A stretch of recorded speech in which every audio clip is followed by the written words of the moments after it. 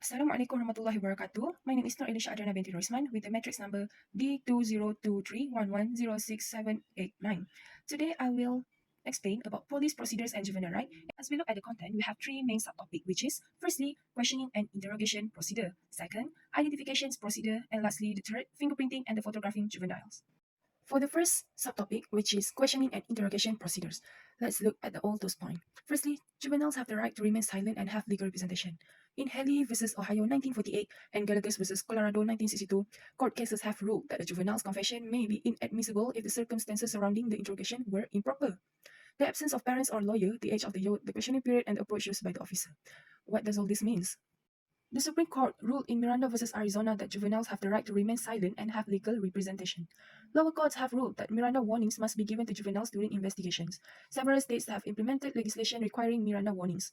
In Haley versus Ohio 1948 and Gallagher versus Colorado 1962, court cases have ruled that a juvenile's confession may be inadmissible if the circumstances surrounding the interrogation were improper. Police must take great care in conducting interrogations to avoid this. The Supreme Court ruled that his subsequent confession was inadmissible because of the principle of totality of circumstances, that is, the absence of parents or lawyer, the age of the youth, the questioning period, and the approach used by the officer. Next, we have two Supreme Court cases, Yarborough versus Alvarado and JDB versus North Carolina, pertain to police questioning of juveniles while they are in custody. The Supreme Court ruled that he was in custody at the time he was questioned, and the age and maturity of the juvenile were major factors in the decision. So what about this? In Yarborough, 17-year-old Yarborough voluntarily came to the police station to answer questions about robbery but was not given Miranda rights or an attorney. He was later convicted of the crime and his case was appealed to the Supreme Court on the grounds that his constitutional rights were violated. The Supreme Court ruled that he was in custody at the time he was questioned, and the age and maturity of the juvenile were major factors in the decision. For the second subtopic, which is identification procedures, let's look at all points. Use of a lineup for identifying a suspect is critical in the criminal justice process. Suspects have the right to request counsel to reduce the possibility of unfair or discriminatory conduct in a lineup. Wade versus US set standards for lineup procedures, including the requirement of physical similarities of other members to the suspect.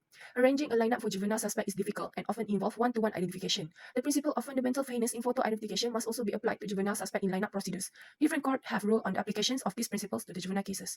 What is this all about? Suspect has the right to ask for legal representation in order to lessen the likelihood that the lineup will be conducted unfairly or discriminatorily. The Supreme Court held in Wade versus US 1977 that using a lineup to identify a suspect is an essential step in the criminal justice process.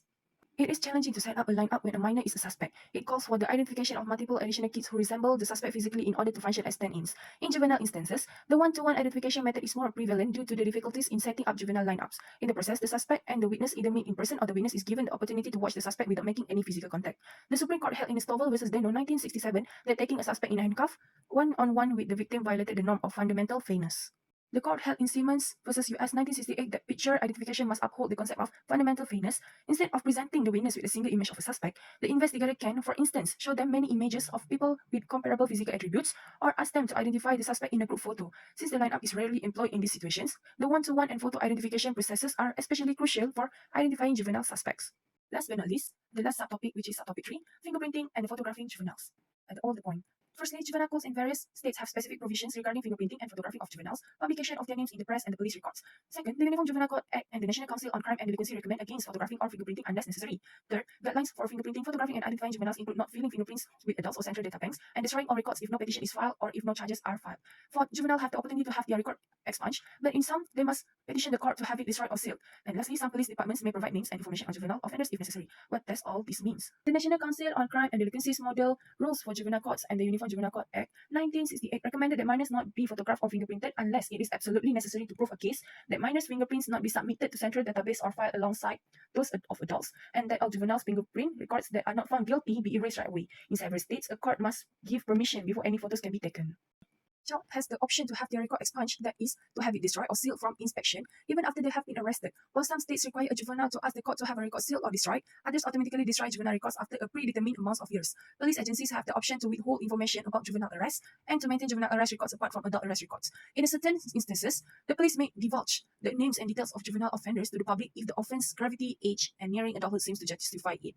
Police departments and discreetly juvenile arrest procedures, and arrest records are handled. While departments less concerned with such concerns may take less care, those who believe that adolescents should be given every opportunity to improve their behavior will include this belief into their handling processes. That's all from me. Thank you.